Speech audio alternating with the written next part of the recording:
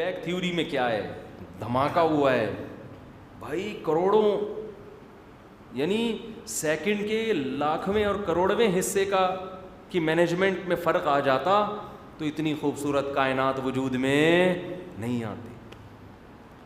تو وہ ملحد قرآن کی آیتیں پڑھ رہا تھا, ان فی خلق السماوات والارض واختلاف اللیل والنہار لآیات لأولی الالباب, بے شک زمین اور آسمان کی پیدائش میں, دن رات کے عدلنے بدلنے میں بڑی بڑی نشانیاں ہیں عقل مندوں کے لیے. وہ ہنستے ہوئے طنزی انداز میں پڑھ رہا ہے اور ہمارا ایمان کیا ہو رہا ہے تازہ. ابے کمبخت, یہ سن کے بھی تیرا دل نہیں ہل رہا؟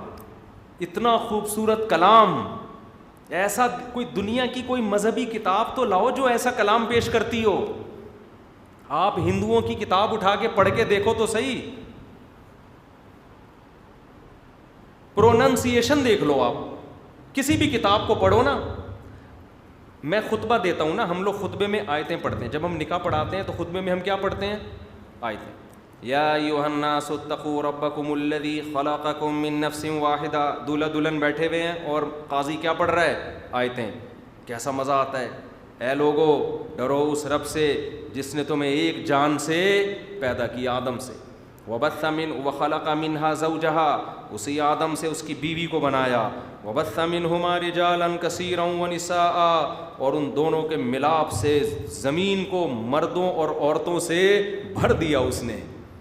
یہ بتایا جا رہا ہے دولہا دلہن کو کہ آج تمہاری شادی ہوئی ہے, ایک دن آدم اور حوا کی بھی شادی ہوئی تھی. یہ اسی شادی کا نتیجہ دنیا میں آبادی پھیلی ہوئی ہے. تو یہ کس کا بنایا ہوا نظام ہے؟ اللہ کا. واتقوا اللہ الذی تساءلون بہ والارحام, اس اللہ سے ڈرو اور اس رشتہ داری کا خیال رکھو جو اللہ نے تمہارے لیے بنائی ہے.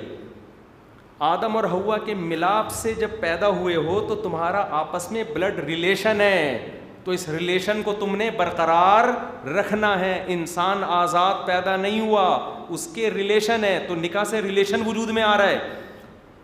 کتنی خوبصورت آیت ہے نا قرآن کی, جو دولہا دلہن کے حساب سے بالکل فٹ بیٹھتی ہے. اگلی آیت کیا پڑھی جاتی ہے؟ یا ایھا الناس یا ایھا الذین آمنوا اتقوا اللہ وقولوا قولا سدیدا. اے ایمان والو اللہ سے ڈرو, سیدھی سیدھی بات کیا کرو, ٹیڑھی میڑھی باتیں مت کیا. یصلح لکم اعمالکم, اس سے اللہ تمہارے اعمال کو صحیح کر دے گا, تمہاری زندگی میں نکھار پیدا ہو جائے گا. اور پھر بھی تم سے کوئی غلطیاں ہوئیں تو وہ کیا کر دے گا؟ معاف. یہ دولہا دلہن کو سکھایا جا رہا ہے کہ ابھی سے سچ بولنا اور بات سیدھی کرنا سیکھو. شادی سے پہلے سے ٹوپیاں شروع کر دیتے ہیں, منگنی کے وقت ٹوپیاں, جھوٹ. لڑکا اپنی آمدن غلط بتاتا ہے, لڑکی اپنی عمر غلط بتاتی ہے, ایک دوسرے کو ٹوپیاں کرا کرا کے شادی کے بعد سے پھر جھوٹ. مرد نے دو پہلے سے چھپا کے کی ہوئی ہوتی ہیں, میرا بیان سن کے آدھا بیان سنا ہوتا ہے. یہ نہیں کہ تو نے اگر دو کی ہوئی ہیں تو نئی شادی کے وقت یہ تو کم بخت بتا کہ میں دو کر چکا ہوں, ادھر جھوٹ بول رہا ہے کہ میں کما رہا ہوں, ان کو دھوکہ دے رہا ہے. تو یہ جھوٹ پہ سارا رشتے کیا وجود میں آتے ہیں. تو قرآن دولہا دلہن کو سمجھا رہا ہے قولوا قولا سدیدا, اللہ سے ڈرو اور بات کیسے کیا کرو؟ سیدھی. اللہ کو کھرا آدمی پسند ہے, دو نمبری نہ کیا کرو, گھمایا نہ کرو. آپ اکثر دو نمبر آدمی کو دیکھیں گے, جو بات پوچھی جائے ٹو دا پوائنٹ جواب دینے کے بجائے بات کیا کرے گا؟ گھما. یہ دو نمبر آدمی کی عادت. جب رشتہ لینے جاؤ دو نمبر آدمی کے پاس, بھائی آپ کرتے کیا ہو؟ بھائی بتا دے کیا کرتا ہے. ڈاک یارڈ میں جاب کرتا ہوں, میری 20,000 تنخواہ ہے, 40,000 تنخواہ ہے, ٹماٹر کا تھیلا لگاتا ہوں. جو کرتا ہے تو منہ سے پھوٹ دے نا, نہیں گھمائے گا. ایکچولی بس اللہ کا دیا بہت کچھ ہے, الحمدللہ سب کچھ ہی کرتے ہیں, عرفن مولا ہیں. اور وہ تو ایک میں قصہ بہت دفعہ سنا چکا ہوں. ایک صاحب کا رشتہ, کوئی ہمارے خاندان کی کسی خاتون کے لیے رشتہ بھیجا, میں ان کے پاس گیا, میں نے کہا بھائی کرتے کیا؟ ان کا ٹرانسپورٹیشن کا کام ہے. ابے میں نے کہا ٹرانسپورٹیشن میں تو کوئی چیز ٹرانسفر کر رہا ہے کیا؟ اسمگلنگ کر رہا ہے, چرس بیچ رہا ہے, کیا کر رہا ہے ٹرانسپورٹیشن؟ اتنی انگلش تو ہمیں بھی آتی ہے, لیکن اس کا یہ مطلب تو نہیں کہ ہمیں تم بیوقوف سمجھو. بتا ہی نہیں رہے میں کیا کر رہا ہوں. پھر پتہ چلا جی ٹرک اڈے پہ سامان اٹھا کے ٹرک پہ رکھتے ہیں.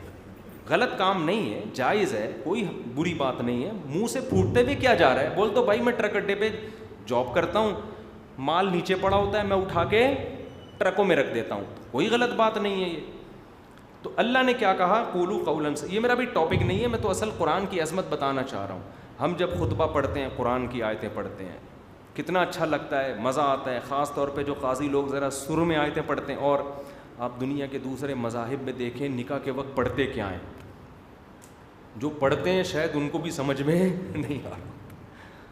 بچپن میں ہم کبھی دیکھتے تھے نا, اللہ معاف فرمائے, فلموں سے توبہ کر لی تھی ہم نے, تو وہ بوسٹر لگا کے نہیں مچھر آ رہے ہوتے تھے پہلے, پھر تھوڑی سی فلم آتی تھی. وہ زمانہ جو پرانے لوگ ہیں جن کے زمانے کی ٹرینیں بند ہو گئی ہیں ان کو یاد ہوگا. جمعے کے دن نا اوپر چڑھ کے اینٹینا درست کرتے تھے, فلمیں آتی تھیں, پھر الحمدللہ ہم نے توبہ کر لی تھی اس وقت. تو وہ فلمیں, اس میں ہمیں کبھی کبھار پنڈت نکاح پڑھتے ہوئے نظر آتے تھے. تو پتہ نہیں کیا پڑھ رہے ہو, پنڈت نہیں پنڈت ہوتا ہے سنا. اب بھی یوٹیوب پہ ہیں بہت زیادہ ہیں, اے گھوڑے بڑا بڑی گھوڑے بوڑے بلے گاؤں. ہم لوگ پھر بچے بن کے مذاق اڑاتے تھے نا, گھوڑے بلے گدھے گھوڑے بھاگ جالے گئے, تیرا الو کا پٹے تیرے کو سمجھ میں نہیں. نصیحت کر رہا ہوتا تھا کہ انسان کے بچے تو اس کے حقوق ادا کرنا, دلہن ہے یہ تیری. اور اس کو پتہ نہیں کیا بول رہے ہیں نا, الو کی پٹھی یہ تیرا میاں ہے, اس کا خیال کر. ایسا نہیں ہے, اچھی باتیں ہی کر رہے ہوں گے لیکن سمجھ میں بہرحال ہمیں نہیں آ رہی ہوتی ہیں, ہندوؤں کو آتی ہوں گی. اب سنیں تھوڑا اردو میں بھی نصیحت شروع کر دی, ہندی اردو ایک ہی چیز ہے. تو کسی بھی دنیا میں جاؤ گے, اسلام کا ہر چیز میں ایک نیائی حسن ہے بھائی, ہر چیز میں ایک الگ ہی نکھار ہے. کتنا سادہ رکھا ہے نکاح کو. وہ میں کبھی کبھار 6 نکاح آ جاتے ہیں نا, 6 نکاح ہم 5 منٹ میں نمٹا دیتے ہیں. یوٹیوب پہ پھر کمنٹس ہوتے ہیں, بعض غیر مسلم بھی دیکھتے ہیں کہ یار تین لوگ کے یہاں 6 نکاح ایک ٹائم پہ ٹھک سے ہو جاتے ہیں, کوئی ٹینشن ہی نہیں ہے. اسلام میں مرنا بھی آسان, نکاح بھی آسان, پیدا ہونا بھی آسان. آپ اسلام چھوڑ دو, مرنا بھی ٹینشن, شادی بھی ابھی ٹینشن, پیدا ہونا بھی بہت بڑی ٹینشن ہے. پیدا ہی نہیں ہوتا, پہلی بات تو یہ ہے, وہ نہیں دیتے پیدا اس کو, ماں باپ بولتے نہیں ایک بچہ بس بہت ہے ہمارے لیے. دوسرا پھر بیٹی ہے تو رہنے دو, مار دو, بیٹا چاہیے ہمیں. وہ پیدا ہونے کی, ہمارے یہاں پیدا بھی آرام سے ہو جاتے ہیں, بس ایک کٹنگ کا خرچہ آتا ہے ختنے کی تھوڑی سی, اس کے علاوہ وہ بھی بچے کے فائدے کے لیے, پیشاب اٹکے گا اس میں گندگی ہوگی, صفائی ستھرائی کی خاطر. تو اتنا آسان پیدا ہونا, اتنا آسان شادی بیاہ, ادھر بولے شادی ہو گئی, مر گئے تو شریعت کہتی ہے کچھ بھی نہیں ہے بھائی, مر گئے غسل کرو, جنازہ پڑھو اور دفن کر دو, بس ختم. زیادہ فری کرانے کی ضرورت نہیں. باقی اس کے لیے دعا کرو, پوری زندگی پڑھی ہے, دعائیں کرتے رہو. نہ کوئی دیگیں اس میں, نہ کوئی قرآن خوانیاں اس میں.